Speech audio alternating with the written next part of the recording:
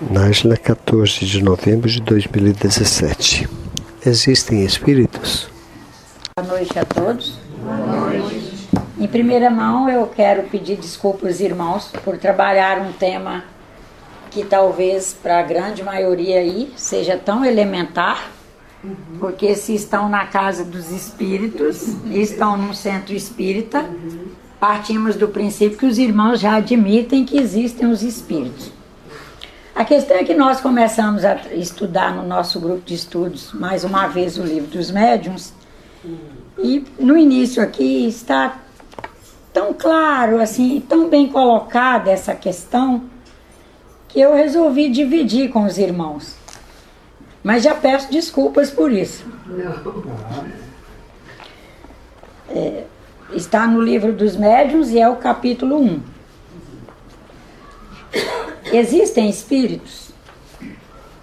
A causa principal da dúvida sobre a existência dos espíritos é a ignorância da sua verdadeira natureza.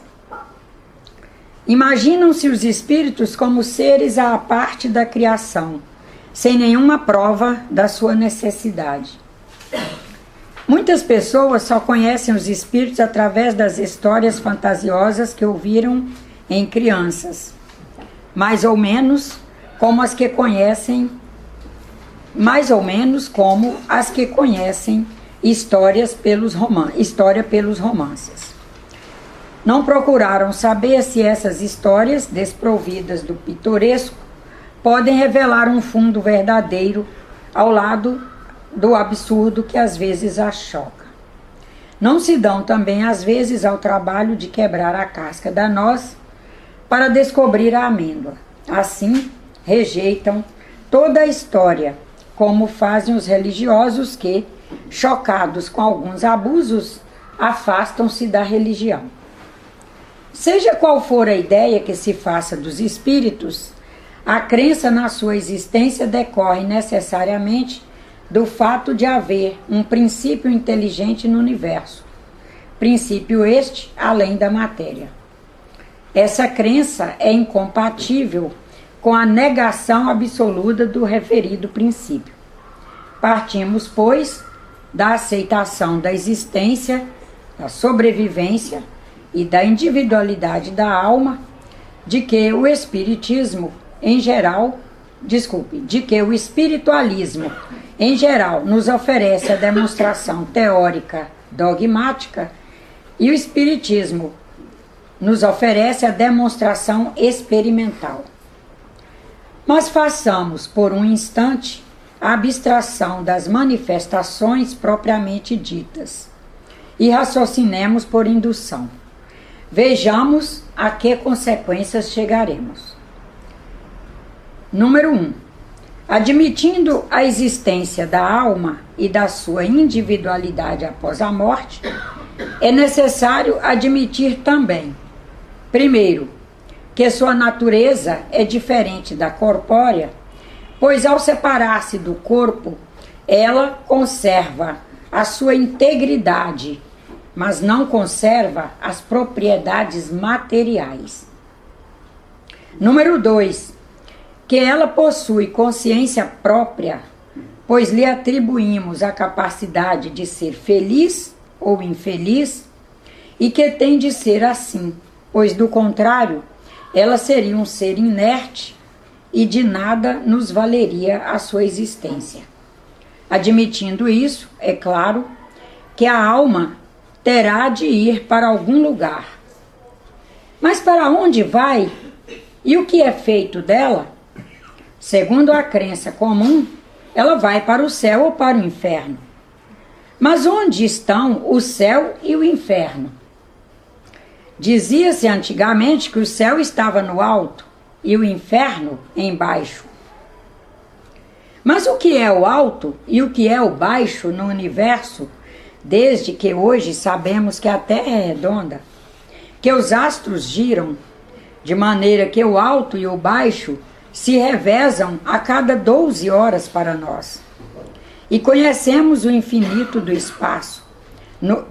Mas, por acaso, conhecemos realmente o infinito do espaço, no qual podemos mergulhar distâncias incomensuráveis? É verdade que podemos entender por lugares baixos as profundezas da Terra. Mas o que são hoje essas profundezas depois das escavações geológicas?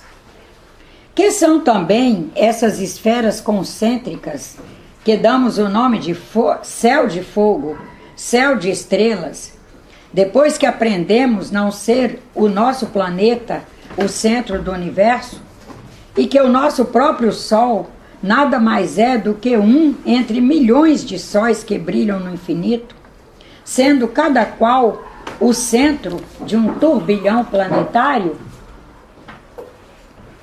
que foi feito da antiga importância da Terra, agora apenas um grão de areia nessa imensidade? E por que estranho motivo este imperceptível grão de areia, que não se distingue pelo seu tamanho, nem pela sua posição, nem por qualquer papel particular no cosmos, porque seria o único a ser povoado por seres racionais? A razão se recusa a admitir essa inutilidade do infinito, e tudo nos diz que esses mundos todos são habitados. E se assim é, eles também fornecem os seus contingentes para o mundo das almas. Então, voltamos à pergunta: em que se tornam as almas depois da morte do corpo? E para onde vão? A astronomia e a geologia destruíram nossas antigas moradas e a teoria racional da pluralidade dos mundos habitados multiplicou-se ao infinito. Não havendo concordância entre a doutrina da localização das almas e os dados das ciências, temos de aceitar uma doutrina mais lógica, que não lhes marca este ou aquele lugar circunscrito, mas dá-lhes o espaço infinito. É todo um mundo invisível que nos envolve e no meio do qual vivemos, rodeados por elas e mergulhados neste cosmo com elas. Há nisso alguma impossibilidade, qualquer que seja, que repugne à razão? Nada, absolutamente nada. Tudo nos diz, pelo contrário, que não pode ser de outra maneira. Mas em que se transformam as penas e as recompensas futuras que nossas civilizações anteriores tanto afirmaram e que ainda se arrasta conosco?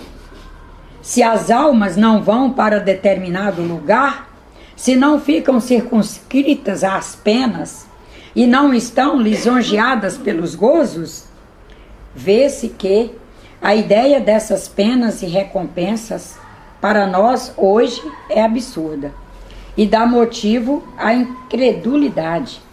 Mas entendamos que as almas, em vez de penarem ou de gozarem em determinado lugar, carregam em seu íntimo a felicidade ou a sua própria desgraça, pois a sorte entre aspas, tá, gente, de cada uma depende da sua condição moral, e que a reunião das almas boas e afins é motivo de felicidade, e tudo se torna mais claro. Compreendamos que, segundo o seu grau de pureza, elas percebem e têm visões inacessíveis a algumas. Estas algumas, as mais grosseiras, as menos evoluídas, e que somente por esforços próprios que fazem por melhorarem e depois das provas necessárias, poderão atingir graus mais elevados, que as fazem ser chamadas de anjos, que são assim almas humanas que chegaram a elevados graus de pureza e que todos nós podemos chegar até lá. Enfim, todas as almas, todos os espíritos vão fazendo sua caminhada e através da sua boa vontade vão se tornando mensageiros mais diretos, mais fiéis a Deus nos planos da evolução, incumbidos de zelar pela execução de seus desígnios, dos desígnios divinos em todo o universo, sendo felizes com a missão gloriosa de mensageiros trabalhadores. E a felicidade de após morte será uma condição útil, e não só útil, mas aceitável, atraente e muito mais atraente do que a inutilidade perpétua de contemplação eterna, de gozos apenas. E enfim, os demônios. Como vemos os demônios? Compreendamos que são denominações que fizemos para almas das criaturas ainda não evoluídas, mas ainda não depuradas, mas nem por isso imperfeitas, como chamamos. Trazem a perfeição relativa, só por serem filhas do mesmo Criador que todos, trazem a sua perfeição. Trazem também seu estado de pureza, também relativa. E a justiça e a bondade de Deus se tornam assim racionais, ao contrário do que apresenta a doutrina dos seres criados para o mal de maneira irrevogável.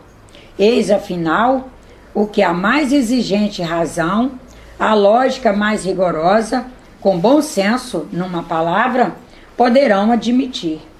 Como vemos, as almas que povoam o espaço são precisamente o que chamamos de espíritos. Espíritos são o que chamam de alma. Assim, espíritos são apenas as almas humanas despojadas do seu invólucro corporal. Se os espíritos fossem seres à parte da criação, sua existência seria mais hipotética. Admitindo a existência das almas, temos que admitir a existência dos espíritos, que nada mais são do que as almas. E as almas nada mais são do que a essência, o que move, o que pensa, o que sente, a parte que realmente ama no ser.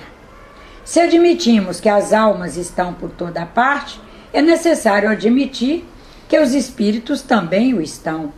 Não se pode, pois, negar a existência dos espíritos. Tudo isto forma uma teoria mais racional hoje do que as anteriores, mas já não é bastante ser uma teoria que a razão e a ciência não contradizem? Além disso, ela é corroborada pelos fatos e tem a sanção da lógica e da experiência.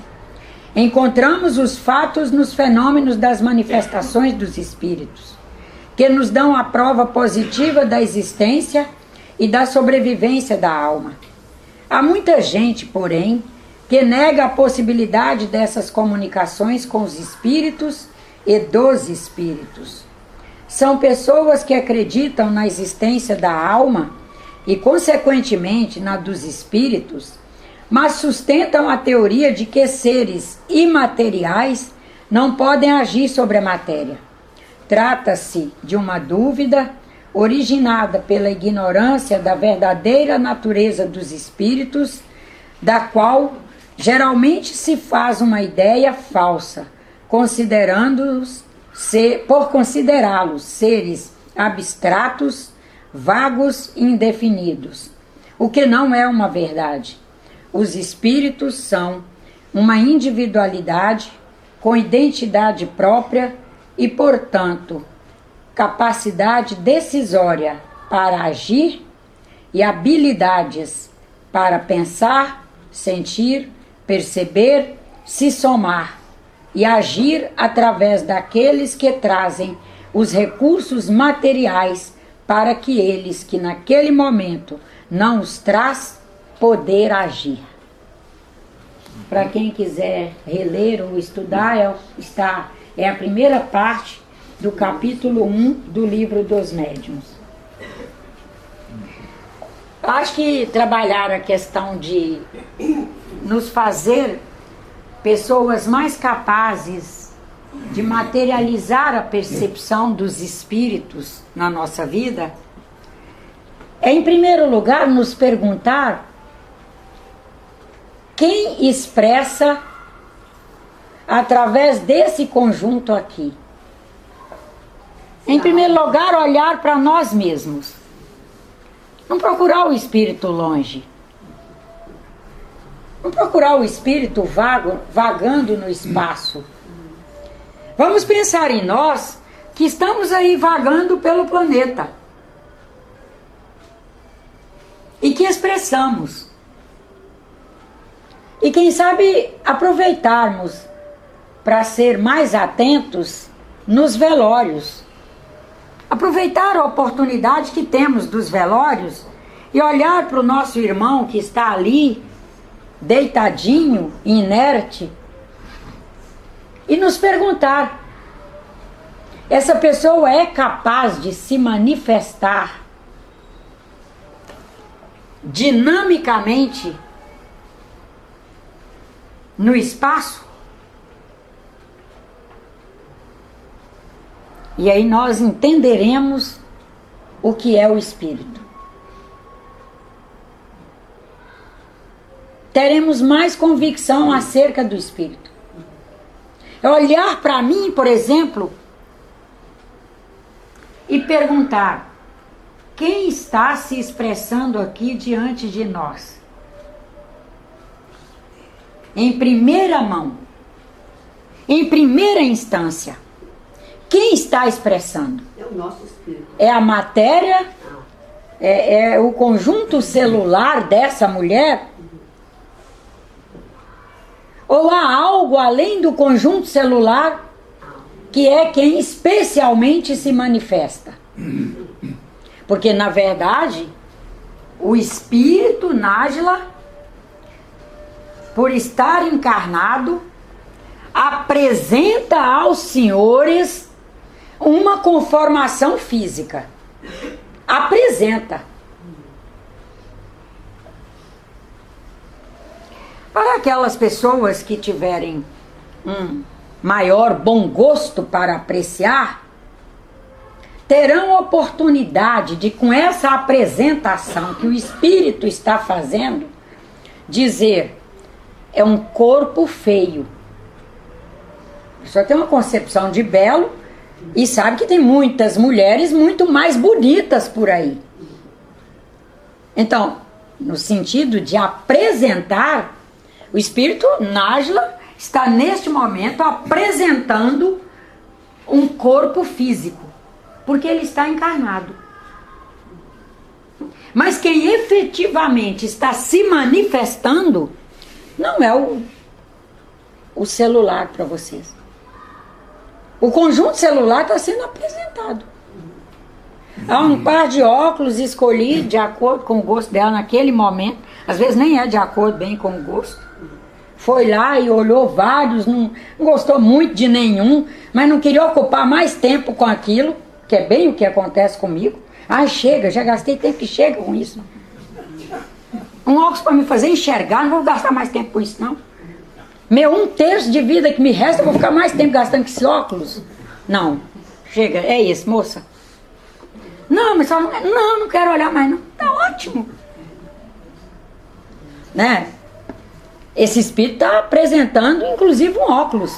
Que ele não quis gastar mais tempo para escolher um, quem sabe, mais compatível. E apresenta esse. Apresenta um corte de cabelo. Que também ele vai no salão mais perto, que possa marcar à noite, no dia que não tem o centro espírita, e que seja assim: chegou no último horário que ninguém mais quer, chegou, cortou, saiu. E o espírito está apresentando tudo isso. Mas quem está apresentando tudo isso é o espírito. É ele quem manifesta. Ah, eu falei isso sem querer. Não gostaria de ter falado. Mas não é o conjunto celular que falou. o conjunto celular, que inclui uma infinidade de variedade de células, harmonicamente se combina na coordenação do espírito para fazer a fala. E vai falar o que o espírito pensa, às vezes mal pensado. O espírito se arrepende depois, que falou uma coisa que não precisava ter falado, mas é o espírito. Ah, a carne é fraca. Não, a carne não é forte nem é fraca. A carne é carne. Ela não é forte nem é fraca. Ela é sempre uma proteína que é um punhado de aminoácidos emendadinhos uns nos outros, por fantásticas ligações químicas e inúmeros elementos químicos que permitem a cada um aminoácido ali ter a sua função específica nessa proteína para ela atender o que aquele espírito quer fazer com ela.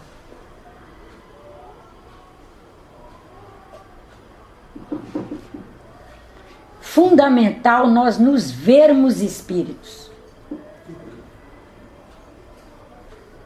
E aí nós teremos clareza acerca de espírito. E o que é melhor? Quando nós nos vermos espíritos, nos conscientizarmos de que quem manifesta aqui é o espírito. Que quem coordena a multiplicação, a renovação celular é o espírito. Que coordena para atender seu projeto reencarnatório, para atender sua composição missionária, probatória, expiatória, para que ele alcance os desígnios que ele próprio colocou para ele ao longo dessa reencarnação.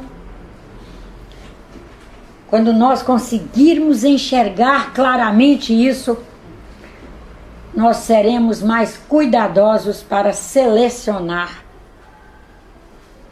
como vivemos cada instante da nossa vida. O que fazemos com cada instante. Mas para isso nós temos que nos enxergar espíritos. E daí nós não termos dúvidas e podemos fazer isso aqui. Ufa, existem os espíritos. E eu sou um. E o próximo também. Hã? Chega ao próximo. E o próximo é espírito. Como espírito. E a minhoca é um espírito Ainda. caminhando para vir a ser. É um proto-espírito.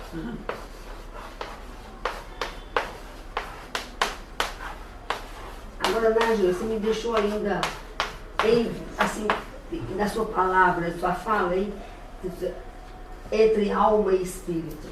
Eu queria uma... Ele está dizendo que não há diferença. Ele está dizendo é isso mesmo, que não há diferença. É que a obra da codificação foi feita no século XIX, quando na verdade a palavra espírito não era nem codificada adequadamente. Não existia, por exemplo, a palavra proto-espírito, como não existia a questão de todo o componente semimaterial, que é o invólucro do espírito, também não era ainda codificado, que era o perispírito, tanto que o Kardec é quem cria essa palavra perispírito. Então ele vai trabalhando essas duas palavras nesse capítulo, que é o capítulo 1 do livro, para ir fazendo com que o estudante que for estudar a obra vá se assentando na ideia e a ideia se assentando nele de que alma e espírito são a mesma coisa. O que eu acho bonito ele ter trabalhado tanto, falado em alma, para a gente ver assim, qual é a alma deste conjunto, né? Qual é a alma dessa rosa? Né? Nós temos nós humanos, graças a Deus, temos essa coisa bonita de buscar a essência da coisa. E aqui alma, ele está trabalhando no sentido de essência. A essência do ser, que era chamado de alma, e que ainda é chamado de alma, é o que é o espírito. É o espírito. A alma é a parte virtual do espírito. Não, a alma e o espírito são a mesmíssima coisa. Mas se mexe, não? Não existe, Não, não, Não existe essa não. separação, né? Não, não existe. Para nós espíritas, não. Se existe para outra religião, nós realmente não sabemos. Outra coisa na questão de existe espírito, não existe espírito, se nós olharmos mesmo as religiões que não, assim, na linguagem falada, não admitem a existência do espírito, mas se nós olharmos na prática, admitem, sem querer. Por exemplo, uma religião que não admite a existência do espírito, não admite a evocação do espírito, não admite isso, mas centraliza em Jesus Cristo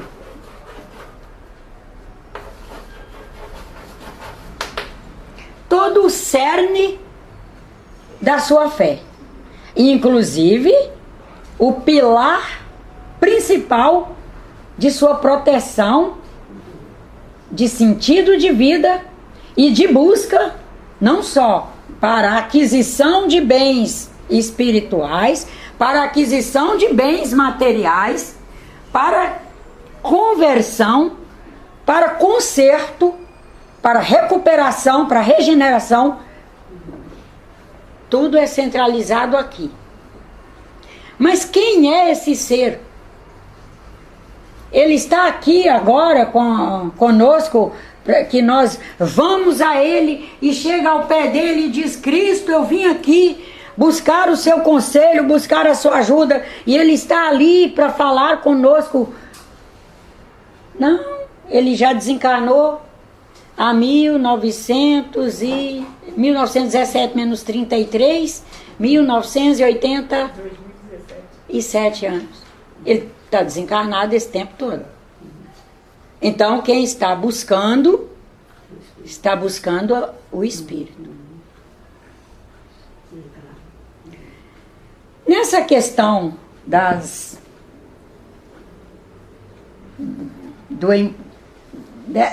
dúvidas todas, existe espírito, não existe espírito,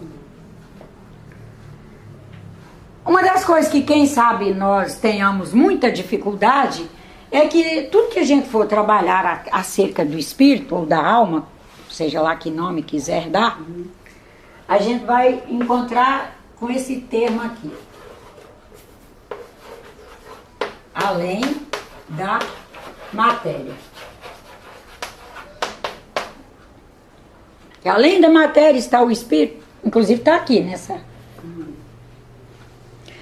Nós sempre tivemos muita dificuldade, a humanidade, estou falando nós aqui, não, a humanidade sempre teve dificuldade em colocar a palavra na sua amplitude. A gente ainda traz a característica de restringir as palavras. E parece que a gente tem até vontade de poder... não tem essa condição, mas a gente tem a vontade de poder colocar um sentido apenas para cada palavra. E assim é que nós criamos nossas dificuldades maiores. Porque quando diz além da matéria, que está dizendo que você está olhando para essa criatura aqui, olha, além desse conjunto celular, existe uma outra coisa, é o espírito. Mas está dizendo que ele está aqui. como a gente tem uma característica também para mistificar, e também para dogmatizar, e também para isso e mais aquilo, esoterizar e tudo, a gente colocou que esse além é além, ou lá no alto, se for bom o cara, ou é lá embaixo, se não for tão bom assim. Do patamar até Mário Cardoso, tá além. Do patamar da Nájila para baixo, tá lá embaixo. É a parte dos demoníacos. E assim nós temos caminhado. A questão é que não dá mais para continuar. Porque se nossos filhos não nos peitarem nisso, nós podemos ter certeza que nossos netos vão. Eles estão chegando muito lúcidos. Vamos dizer, que isso, vó? Além da matéria, para onde? Para que você iria para tão longe, vó? Ué, você não fez vínculos tão bons aqui? Tudo que você fez é tão ruim assim que você tem que ir. Na hora que você se desvincular desse conjunto aí, vó, você vai estar por aqui trabalhando conosco, vai continuar. Você não vai ter que sumir para tão longe, que isso? Independente do que tiver feito, você tem aqui vínculos, tem elos, aos quais nós temos como continuar tecendo, sobretudo, a teia do autoconhecimento.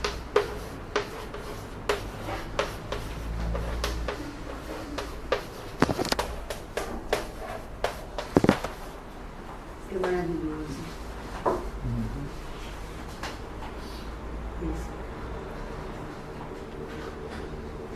Então, além da matéria aqui, há algo que pensa, que sente, que ama, que tenta acertar.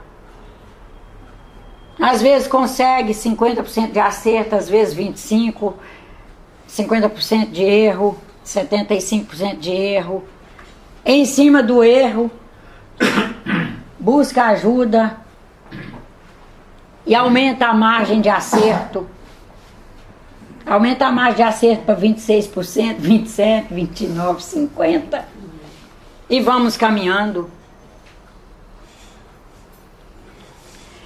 Que além do erro, está uma possibilidade maravilhosa, que é a avaliação. Que junto com a avaliação está a possibilidade maravilhosa da revisão. Que junto com a revisão está a possibilidade maravilhosa de alterar nossos ritmos. E a alteração de ritmo determina um infindável número de mudanças na nossa vida. Porque vai mudar nosso padrão de usinagem, vai mudar com isso nosso padrão vibratório, faremos novos vínculos, vincularemos com outros padrões, sem perder os anteriores. Porque nós não temos, nós não somos uma máquina produzida pelo homem, onde ela sofre as limitações da própria ciência, que é o alcance que o homem já faz na manipulação de materiais. Por exemplo, qual é a possibilidade de arquivo do nosso cérebro?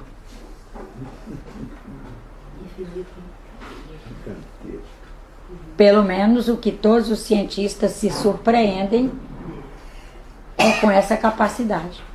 Não conhecem. Não conseguem conhecer. Se surpreendem por isso. Porque cada vez que imagina que vai conseguir mapear e concluir, o que acontece é que abre um novo leque com uma possibilidade infindável de novos estudos. Tanto é que... E se debruçam nos estudos e cada vez vai abrindo. Pode falar, filho. Não, tanto é que a porcentagem é o que? De 12% a 15% que a gente utiliza o cérebro, mais ou menos isso. Não, é de 0,2%. É 0,2%. Então é muito pior do que eu imaginava. Então, para ver a amplitude. Para a ciência seria 5%, mas para os espíritos não. A consciência de 0,2%. A utilização já falaram até 10% da utilização, mas a consciência. A consciência é 0,2%.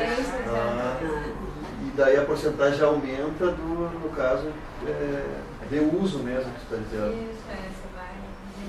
Mas, por exemplo, quando a consciência chegar, por exemplo, se conseguirmos, ao conseguirmos, porque nós conseguimos sempre aumentar, ao conseguirmos aumentar um percentualzinho, um ponto percentual na consciência, como vai ser nossa percepção do cérebro? Aí a gente vai ver que não usava 10%. Que a gente pensa que usa porque nós, com a consciência que somos, nós não estamos enxergando o cérebro, porque eu não descobri a minha própria consciência. Na medida que abrimos essa consciência, nós enxergaríamos melhor o cérebro. No que nós enxergamos, a gente acha que usa 10%. Mas e a consciência? Que eu vejo isso. Na medida que ela se abrir, vai ver, não, a gente pensou que usava tanto, mas não usa. E isso é como nós ao fazermos um determinado exercício. Nós imaginamos, com aquele recurso, daquele momento, você imagina que você foi ao máximo da sua possibilidade. Mas se chegar uma pessoa que você ama e que te ame, e que você olhar para ela e quiser fazer mais em função dela, por exemplo, por amor, você vai ver que você pode fazer muito mais. Que você não tinha conseguido fazer nem 50% da sua possibilidade. É o professor Marins dizendo nas palestras para os executivos, quando você pensar que esgotou sua possibilidade, invista amorosamente na sua profissão, a profissão como homem, como um ser, como profissional, como habitante de uma comunidade. Ele vai jogando esses aspectos todos. Invista em olhar esses aspectos todos e você perceberá que você tem mais do que 3/4 do seu tanque de combustível. E aí nós vamos avaliando melhor as potencialidades do espírito, que também são inesgotáveis. Cada vez que nós conseguimos, primeiro, ter a convicção de que existem, observar que cada vez que nós nos manifestamos, é um espírito que se manifesta. E que assim como esse espírito se manifesta encarnado, ao desencarnar, ele não perde.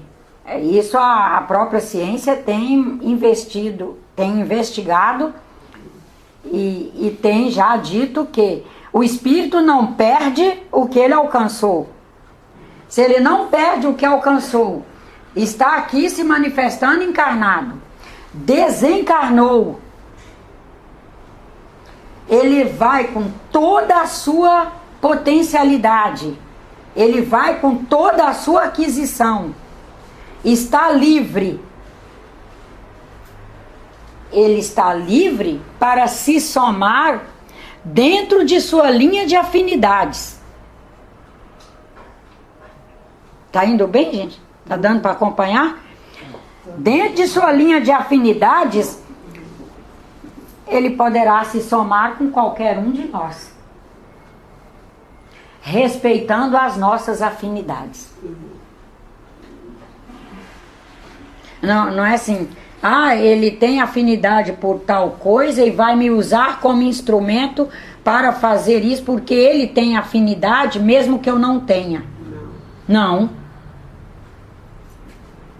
O espírito ele não é oportunista, nem haveria a ligação, porque é por soma de campos vibratórios, são campos eletromagnéticos e eles se combinam por afinidades.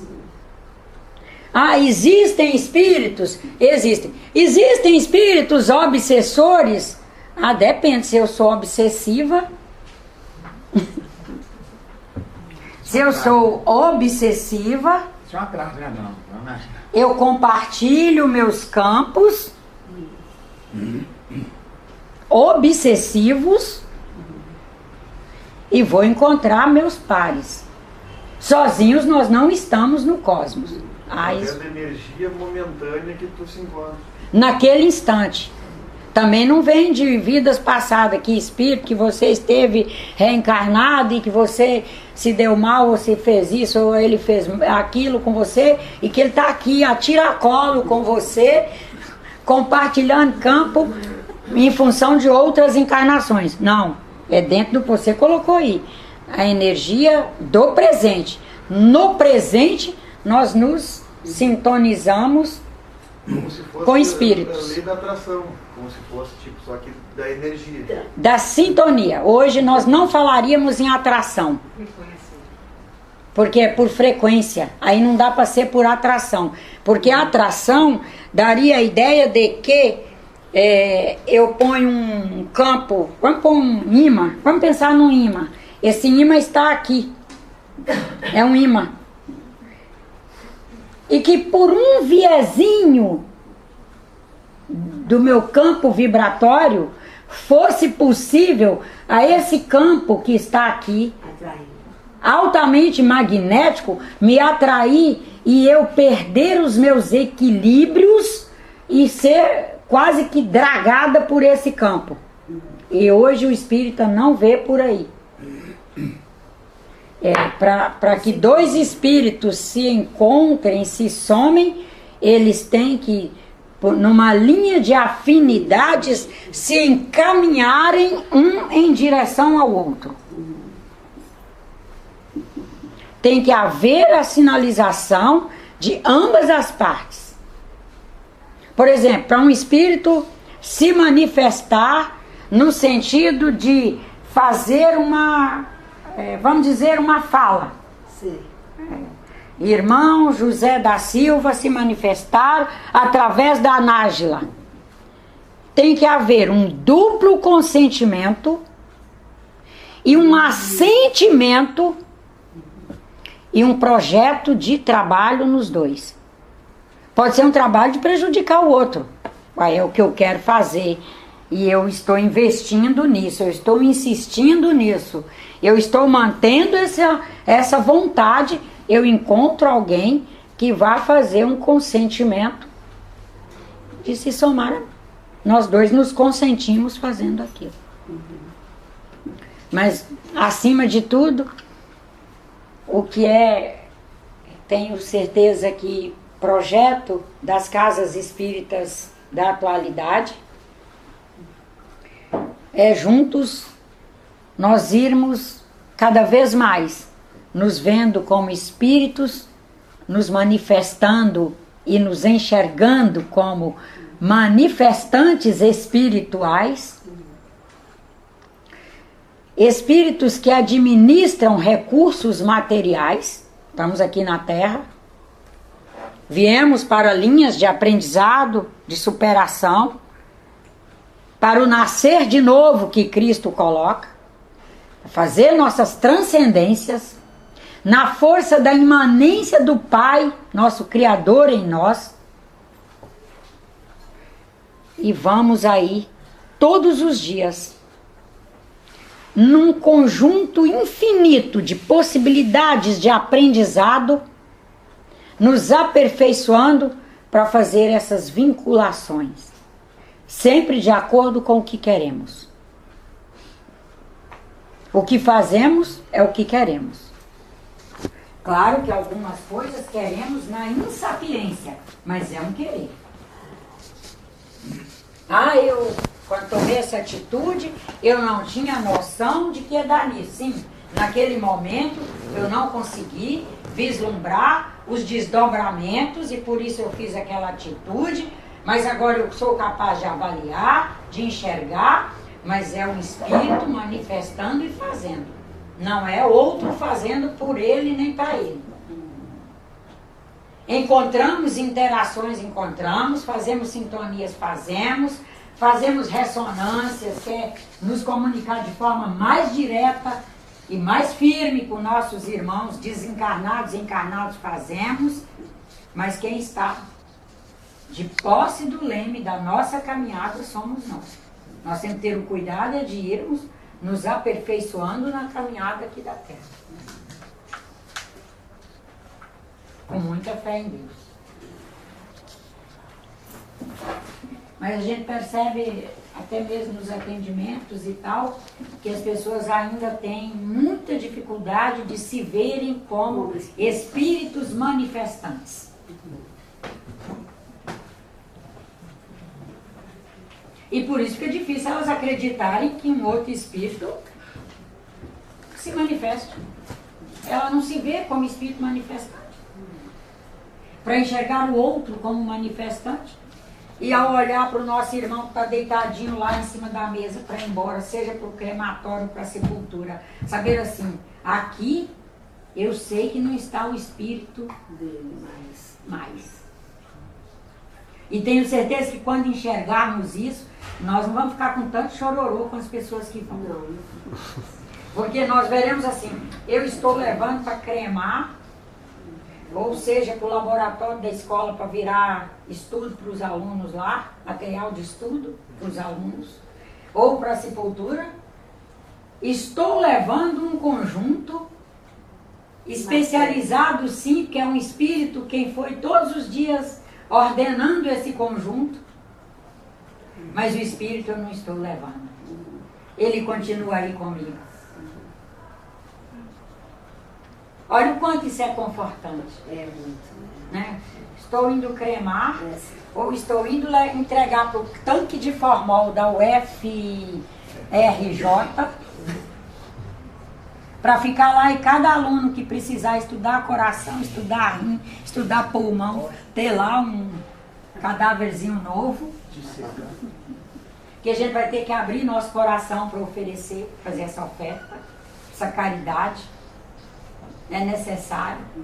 E aqueles que tiverem condições, por favor, vão já sensibilizando para fazer isso, para a gente criar a mentalidade.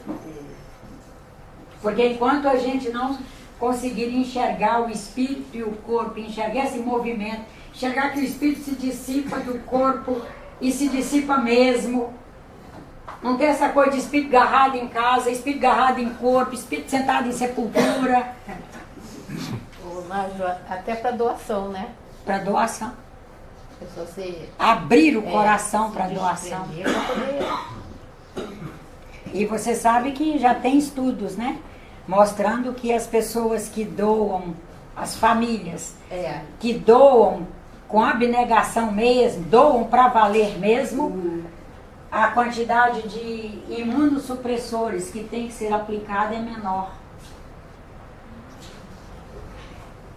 Os americanos, eles têm umas coisas muito bonitas em torno de pesquisa. A quantidade de imunossupressores no espírito. Quando uma pessoa recebe um órgão, quando é feito um transplante, para que o seu organismo, olha que coisa linda, hein? Para o seu corpo aceitar aquele corpo estranho que está entrando, que não é dele, tem que baixar a imunidade. Os medicamentos que baixam a imunidade chamam imunossupressores. Sim. Aí aplica esses medicamentos, baixam nossa imunidade, coloca o órgão e depois vai aguardando que aquele conjunto, espírito, perispírito, corpo físico, adotem aquele corpo estranho como seu, para ir baixando. Há pessoas que o resto da vida tem que tomar. Mas eles estão percebendo que quando quem recebe, recebe com abnegação, com vontade de viver, com alegria de receber. Quem doa, e os familiares que doam, doam com essa alegria. E que outra coisa que os americanos já conseguiram testar é aquelas famílias que conseguiram informações acerca do espírito que existiu naquele corpo. E fizeram diálogos com esse espírito, e fizeram prece, e fazem como se fosse um relacionamento afetivo, que quem recebe os órgãos precisam menos de imunossupressores. E que alguns conseguem mesmo não precisar tomar nada. Em pouco tempo já vivem sem precisar fazer uso dos imunossupressores. Porque é um problema.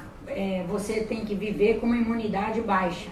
E estamos expostos aí à necessidade de imunidade alta. Esse é um dos grandes problemas de quem quem é transplantado. A senhora conhece a autoimunoterapia?